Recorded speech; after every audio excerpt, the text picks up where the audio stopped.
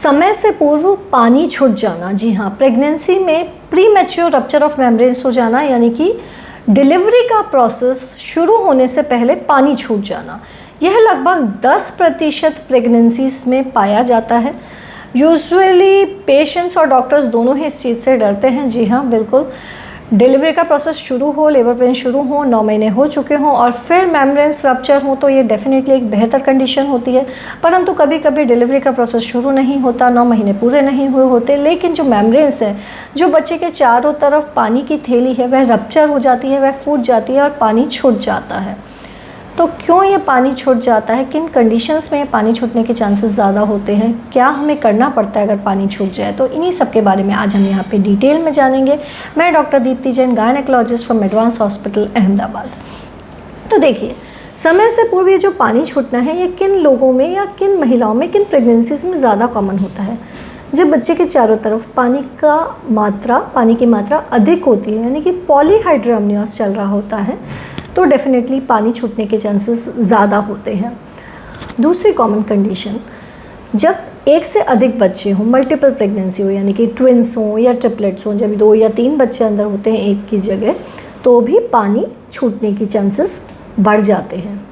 कभी कभी महिला को वेजाइना में या फिर यूरिन में इन्फेक्शन चल रहा होता है, यानी कि निचले भाग में इन्फेक्शन होता है, या तो वेजिनाइटिस होता है, योनि के मार्ग में इन्फेक्शन होता है, या फिर यूरिन के रास्ते में इन्फेक्शन होता है। इन कारणों से भी समय से पूर्व ये जो पानी है वह छूट सकता है।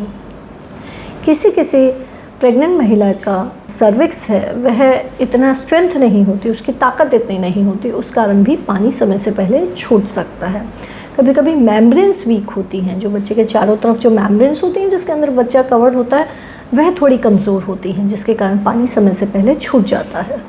हमारे पास पेशेंट यूजुअली ये कंप्लेन लेकर आता है कि मैडम कुछ पानी जैसा नीचे से निकल रहा है, कंटिन्यूसली निकले जा रहा है, उसमें यूजुअली किसी प्रकार की कोई स्मेल नहीं आ रही होती। यह पानी किसी भी प्रकार से पेशेंट द्वारा अपने आप नहीं रुकता है। पेशेंट कहता है मैं लेट जाती हूँ तो थोड़ा कम लगता है, पर जैसे ही मैं खड़ी होती हूँ वापस से पानी धड़ धड़ निकलना चालू हो जाता है। हम उसे कंफर्म कैसे करते हैं, हम पर स्पेकुलम एग्जामिनेशन करते हैं, यानी कि मरीज़ को नीचे से चेक करते हैं। उसमें हमें बहुत सी बार नज़र आता है पानी अंदर से बाहर निकलता हुआ। दूसरा, हम साथ में सोनोग्राफी भी करके देखते हैं, जिसके अंदर हमें यह दिखाई देता है कि अंदर पानी कम होने लग गया है या नहीं।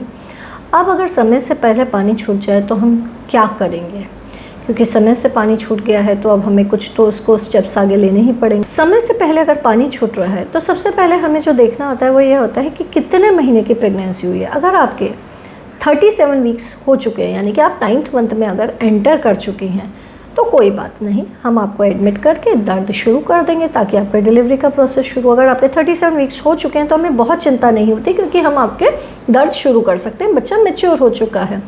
साथ में हम एंटीबायोटिक भी दे देते हैं कि इन्फेक्शन का रिस्क ना रहे।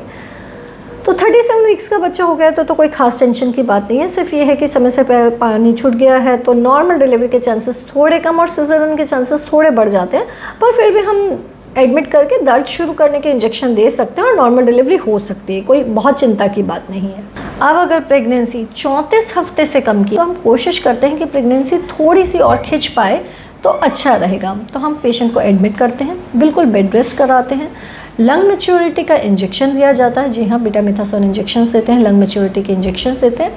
उसकी हार्ट बीट को मॉनिटर करते रहते हैं रेगुलरली, एनएसटी करते हैं, साथ में अल्ट्रासाउंड्स डेली किए जाते हैं। हमारी कोशिश होती है कि जितने दिन भी और खींचें उतने दिन बच्चे की मैच्योरिटी आए तो वह बच्चे के लिए हेल्पफुल रहेगा। बहुत सी बार हम कुछ दिन खींचने में सक्सेसफुल होते हैं, बट कई बार हम इस चीज़ में सक्सेसफुल नहीं होते, क्योंकि एक बार पानी छूट जाता है तो इन्फेक्शन होने के चांसेस भी आने लग जाते हैं, बच्चे की हार्ट बीट भी हिलने लग जाती है। तो वो हमें कंटिन्यूस मॉनिटरिंग करनी पड़ती है पेशेंट को एडमिट रख के, कि पेशेंट टॉलरेट कर पा रहा है या नहीं कर पा रहा है। बहुत से केसेस में हम यूजुअली बहुत लंबा नहीं खींच पाते हैं, पर जितने दिन भी हम खींच पाते हैं उससे बच्चे की मैच्योरिटी में थोड़ी मदद मिलती है।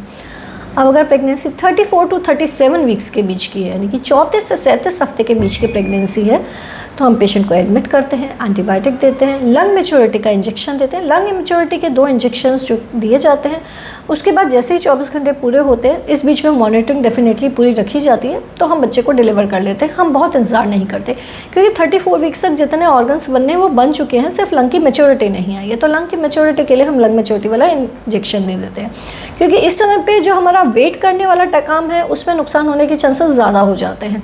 तो 34 से 37 वीक्स की प्रेगनेंसी है, तो हम लंग मैच्योरिटी के इंजेक्शंस और एंटीबायोटिक देके बच्चे को डिलीवर करना प्रेफर करते हैं। अब ये प्रॉब्लम आए ना, हम इसको प्रिवेंट कैसे कर सकते हैं, क्या करके हम ये pre mature rupture of membranes को समय से पहले पानी छूटने को रोक सकते हैं। उसके लिए हमें क्या ध्यान रखना पड़ता है, अगर आपकी ऐसी कंडीशंस चल रही हैं, जैसे कि अगर बच्चे के चारों तरफ आपको पता ही है कि पानी ज़्यादा चल रहा है या ट्विंस है, ऐसी कंडीशन चल रही है, तो हम पेशेंट को बोलते हैं आप बेड रेस्ट कीजिए, ताकि बेड रेस्ट करेंगी तो डेफिनेटली ये PROM यानी कि समय से पूर्व जो मेम्ब्रेन्स रप्चर होने के चांसेस हैं थोड़े कम की साइड में रहेंगे। दूसरा, अगर आपको किसी प्रकार का कोई इन्फेक्शन है, यूरिनरी इन्फेक्शन है या वेजाइनल इन्फेक्शन है, तो उसका ट्रीटमेंट दिया जाता है। अगर सर्वाइकल इनकॉम्पिटेंस है, यानी कि बच्चेदानी का मुंह बहुत छोटा चल रहा है, तो उसके भी टाँके लिए जाते हैं। तो इस तरह से हम कोशिश करते हैं कि आपके केस में PROM ना हो। अगर PROM हो जाता है तो कॉम्प्लिकेशन क्या है, चिंता की क्या बात है। देखिए, चिंता की बात में सबसे पहली चिंता तो यही है कि समय से पहले बच्चा हो जाता है।